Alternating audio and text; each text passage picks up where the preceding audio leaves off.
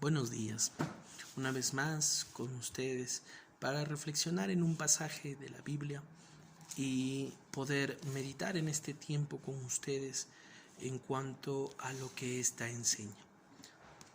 El pasaje que quiero leer está en Mateo capítulo 4, donde dice: Entonces Jesús fue llevado por el Espíritu al desierto para ser tentado por el diablo. Y después de haber ayunado 40 días y 40 noches, tuvo hambre. Y vino a él el tentador y le dijo: Si eres hijo de Dios, di que estas piedras se conviertan en pan. Él respondió y dijo: Escrito está, no solo de pan vivirá el hombre, sino de toda palabra que sale de la boca de Dios.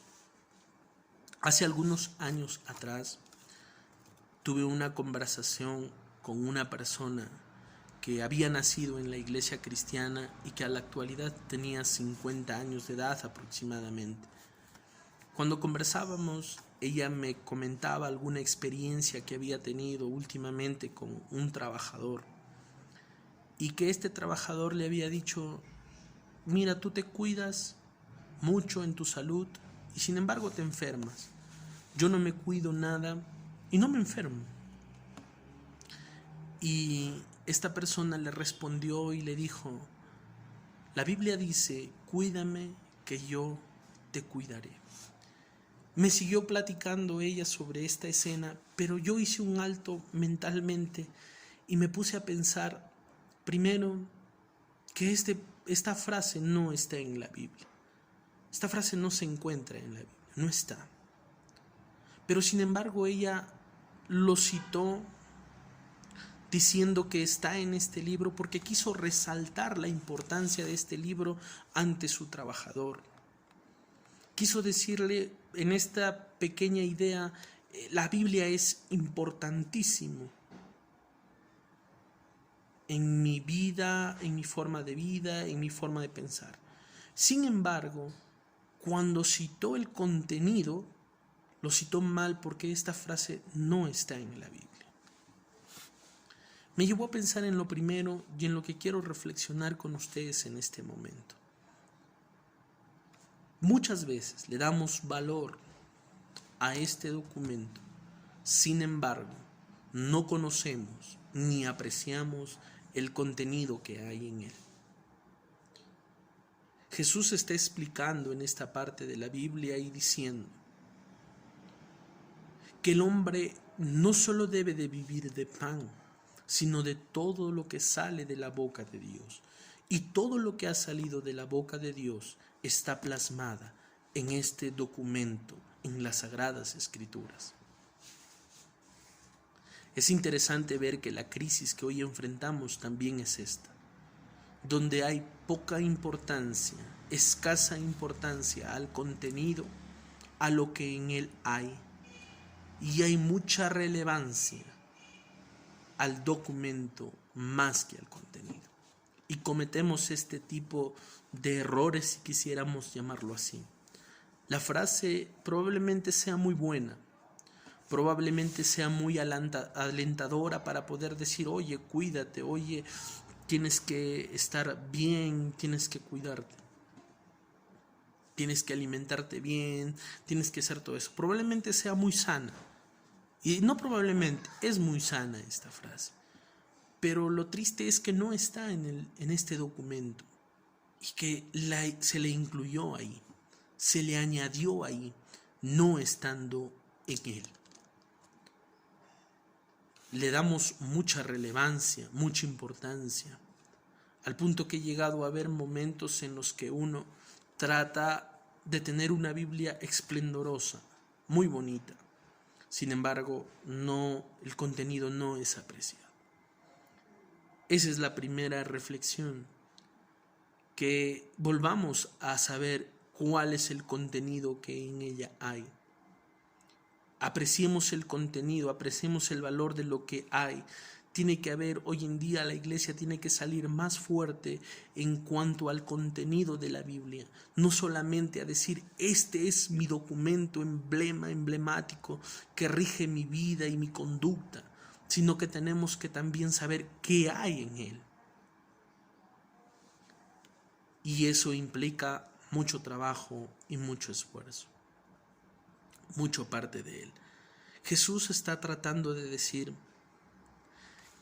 toda palabra que sale de la boca de Dios. Hoy en día también hay un problema, si queremos llamarlo así, porque hay muchas corrientes teológicas que están enseñando en cuanto a la autoridad, en cuanto a la inspiración bíblica, y están entrando en cuestionamientos. ¿La Biblia es totalmente la palabra de Dios o es parcialmente la palabra de Dios? Solamente debemos de rescatar, dicen algunos, el mensaje central. Lo demás no es inspiración bíblica. Bueno, acá hay una palabra de Jesús diciendo toda palabra. Y cuando dice toda palabra, es toda palabra que ha salido de la boca de Dios. Toda palabra que ha salido de la boca de Dios. Y aquí entramos en un conflicto, como les digo, desde los sistemas teológicos, desde los sistemas doctrinales. Pero sin embargo, yo considero que hay un problema más de fondo que los conceptos teológicos, y es el bagaje cultural, el cual a veces utilizamos para acercarnos a este documento. Somos una mezcla cultural muy amplia, donde la forma académica nos lo han traído por lo general los griegos, porque ellos fueron los primeros hombres pensantes en la filosofía y en todo lo académico. Pero cuando escuchamos estas palabras de Jesús, un hombre que no vivió en una cultura griega, sino en una cultura hebrea,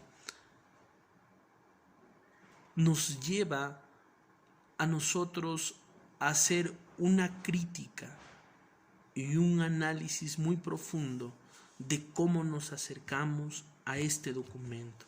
Esa es la segunda reflexión, de con qué visión, de con qué cosmovisión nos estamos acercando a este documento. ¿Con una cosmovisión griega o con una cosmovisión hebrea? Y hago esta diferencia con estas dos culturas porque en realidad todos los personajes que han escrito, que han sido inspirados por Dios, han sido inspirados bajo esta cultura hebrea. Y la importancia es clave, y ahorita lo voy a mencionar porque voy a tratar de explicar por qué. Es importante pensar en esta cultura y en la otra cultura, porque eso nos va a llevar a saber cómo mirar el libro, cómo leer el libro, y también cómo estudiar y por ende cómo aplicarlo a nuestra vida, a la vida del cristiano. Es de vital importancia saber con qué mirada, con qué visión estamos acercándonos a este libro. Cuando nosotros buscamos rápidamente en un diccionario solamente la palabra Biblia, rápidamente va a aparecer el concepto griego. Cuando buscamos también la palabra teología, rápidamente vamos a encontrar el significado griego. Dice inclusive, según el griego, esta palabra significa conjunto de libros.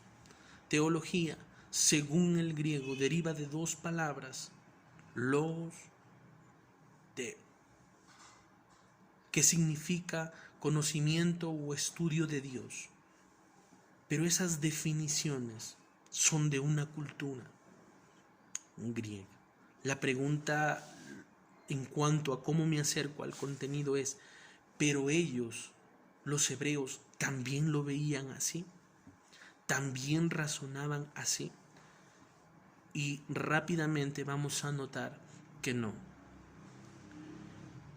No estoy diciendo que nos tenemos que volver judíos o pensar como los judíos, Lo que estoy tratando de decir, que ellos, como fueron los protagonistas en cuanto a la escritura y a la inspiración, porque Dios los inspiró a ellos, queramos o no, Dios inspiró a la gente que nació de esa cultura hebrea.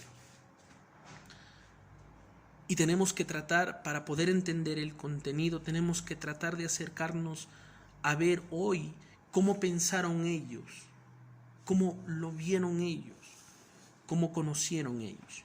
Y rápidamente nos damos cuenta que las diferencias son muy distantes, no solamente en los términos de las palabras, no solamente en la definición de las palabras. El griego le puso un nombre a este documento y le dijo, se llama Biblia. El hebreo no lo llamó así, el hebreo le llamó Tanaj. Nosotros, el griego rápidamente le llamó a los 5 primeros libros, le llamó Pentateuco. El hebreo le puso ley, le puso el nombre ley, y eso cambia la cosmovisión en cuanto a la lectura, en cuanto al estudio. Porque nosotros cuando leamos, lo vamos a leer en función del significado que le hemos dado al documento. Por eso es que para el hebreo hoy en día la Biblia es, o por lo menos los 5 primeros libros, son su ley, y bajo ellas se rige todo su gobierno, porque es su ley. Sin embargo, para nosotros, a veces, no todos, lógicamente, lo vamos a encontrar como un conjunto de historias, porque nos han dicho que es un conjunto de libros, y allí hay un conjunto de historias. Está la historia de Abraham, está la historia de Noé, está la historia de Isaac, está la historia de Jacob. Y rápidamente nuestra forma de leer el contenido va a ser así. Va a ser así. Va a ser en ese nivel, vamos a leer el contenido. Entonces, lo primero, lo segundo, en esta segunda reflexión es poder notar cómo nos estamos acercando al contenido. Por poner un ejemplo, el Génesis capítulo 1, cuando dice, en el principio creó Dios los cielos y la tierra, rápidamente la visión griega va a llevar a hacerse las siguientes preguntas. ¿Qué principio? ¿En qué momento? ¿Cuándo? ¿En qué lugar? ¿Hay 2 principios? ¿Hay 3 principios? Y esas preguntas, porque eso era el griego, más pensador, más académico. El hebreo no, era más práctico, el hebreo no era muy pensador, era más práctico, más contundente en lo que quería de las Sagradas Escrituras, porque era su ley. Y para aquel que conoce de leyes, la ley es más práctica, más contundente que filosófica. Entonces, como es su ley para el hebreo más que ver cuándo, en cuanto al tiempo, él tenía que ver quién estaba ahí en ese momento. ¿Quién hizo las cosas? No cuándo se hicieron las cosas. Viene luego toda la descripción, en el primer día hizo Dios, en el segundo día hizo Dios. Pero el hebreo más quería ver quién estaba en la creación de todas las cosas, que cuándo fue. Por eso en el Nuevo Testamento, cuando Jesús va a decir, antes que Abraham fuese, soy yo soy en el principio de todas las cosas. Juan 1:1 dice, en el principio era el verbo. Porque Jesús, como hebreo, no como griego, sino como hebreo, también quería enfatizar en quién, no en cuándo. Por eso él no hace énfasis en todo lo que él dijo con respecto a él y su eternidad. No dijo cuándo se hicieron las cosas, sino dijo quién estaba en medio de todas esas cosas, en medio de toda la creación. Por eso la importancia de conocer no solamente todo el trasfondo hebreo, porque el trasfondo hebreo va a dar también la idea de todo lo que está escrito en el Nuevo Testamento. Entonces, también el idioma. El idioma, hay un estudio profundo ahí en Génesis capítulo 1, un estudio muy profundo, porque ese texto, ese Génesis 1, va a realmente fundamentar todo el cristianismo. Es la base de casi todo el cristianismo. Por eso la idea con esto no es que nos judaicemos, sino todo lo contrario. Porque el hebreo le va a dar más realce al cristianismo cuando lo cotejas con el Nuevo Testamento, cuando lo unes. Y es ahí también la diferencia del lenguaje. En el lenguaje, cuando la Biblia vemos que es un conjunto de libros, vamos a leer cada libro particularmente. Y por eso las preguntas iniciales que todo hombre se hace al querer leer la Biblia es: ¿por qué libro empiezo? ¿Por cuál libro comienzo? Porque entiende que es un conjunto de libros, pero en realidad es un solo documento que tiene diferentes escritos, pero es un solo documento, una sola idea. Esa idea de que es un solo documento lo tenía el hebreo. El griego no, el griego lo veía como un conjunto de libros, porque él, a través de Alejandro, recopiló todo, lo almacenó en su biblioteca y dijo: este es un conjunto de libros. Biblia es un conjunto de libros. Para el hebreo no, era su ley, era su Tanaj, era sus profetas, era la voz de Dios que le había dado a sus profetas. La importancia es ahí cuando entendemos, y entendí yo en su tiempo, la importancia de los idiomas bíblicos.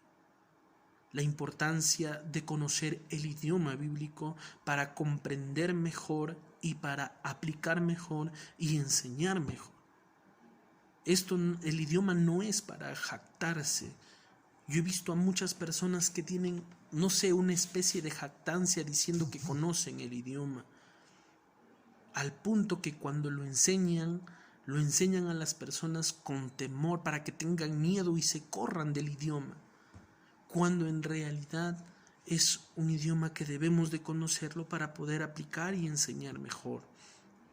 Por eso no solamente, primera reflexión, a través de este pasaje que dice: toda palabra que sale de la boca de Dios debe ser nuestra vida.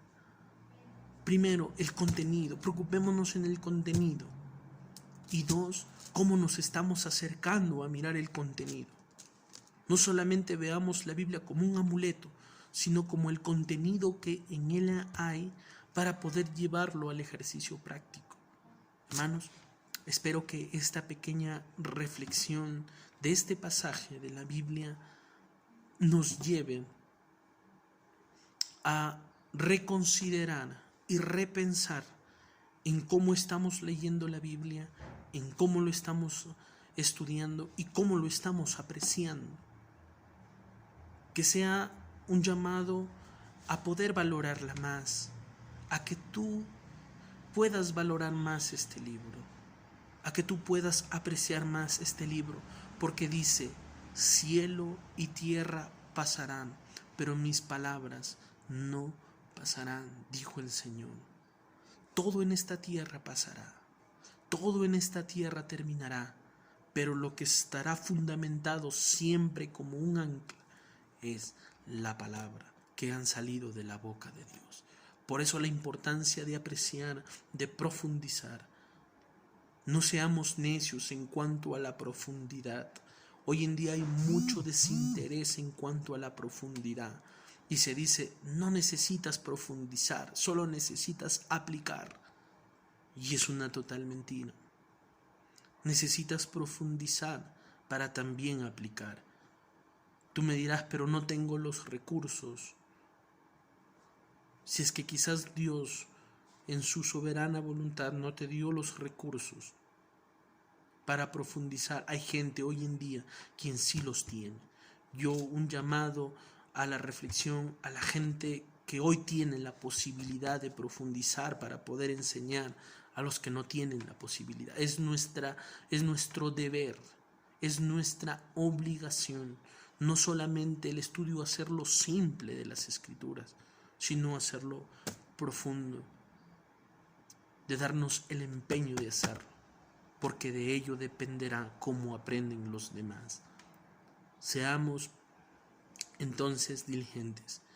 Y muy pronto estaremos con el grupo Didáscalos que nos acompaña. Didáscalos significa maestro en griego, que nos va a acompañar también en este año, si Dios lo permite, si Dios lo quiere. Ya estaremos informando para abrir este segundo módulo del diplomado de idiomas bíblicos, el cual es vital, importante para el conocimiento de las escrituras, de las sagradas escrituras que Dios nos ha delegado en este tiempo a la iglesia, en este tiempo en el cual los hebreos no aceptan la revelación total. El cristiano sí acepta la revelación total. Creemos en el Antiguo y en el Nuevo Testamento como palabra de Dios. Lo creemos que todo es la palabra de Dios. Todo es palabra de Dios, no solamente una parte, todo es palabra de Dios. En eso creemos y por eso creemos que necesita ser profundizada el contenido. Debe ser estudiado el contenido. No solamente tenerlo como documento sagrado, sino estudiar el contenido que hay en él. Termino con las frases de Jesús que le dijo a los judíos: vosotros creéis que en ellas, en las palabras, está la vida eterna, pero ellas son las que dan testimonio de mí.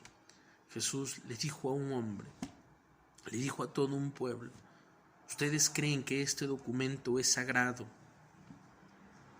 ustedes creen que en ellas está la vida, pero ellas son las que dan testimonio de mí. Les dijo: vayan, no crean por lo que les dijo Juan el Bautista. Yo no recibo testimonio de hombre, les dijo Jesús. Yo no necesito el testimonio de hombre. Yo no necesito el testimonio de Juan el Bautista. Yo no necesito el testimonio de ningún hombre. Las escrituras, les dijo, dan testimonio de mí. Juan capítulo 9, versículo 35. Jesús les dijo: las escrituras son el único testimonio real de mí, no un hombre, la Biblia. Por eso más hermano, pégate al estudio de la Biblia, porque ella es la fuente. La autoridad suprema no viene de un medium, de un hombre medium, donde dices él es el iluminado. Ningún hombre es el iluminado. Las escrituras son la iluminación que necesitamos. Dios no ha puesto a un hombre como iluminado. Eso es lo que trató de hacer la Iglesia Católica. Decir, el Santo Padre es el iluminado de Dios. El cristiano real que ama a Dios y a las escrituras dice: no hay iluminados. La única iluminación, como decía el Salmos, lámpara es a mis pies tu palabra y lumbrera en mi camino, es las escrituras. No es un hombre, es las escrituras. Un hombre puede fallar, un hombre puede tener errores. La única verdad está en la Biblia. Por eso en ella debe estar nuestra esperanza. Que Dios les bendiga. Si Dios lo permite, también estaré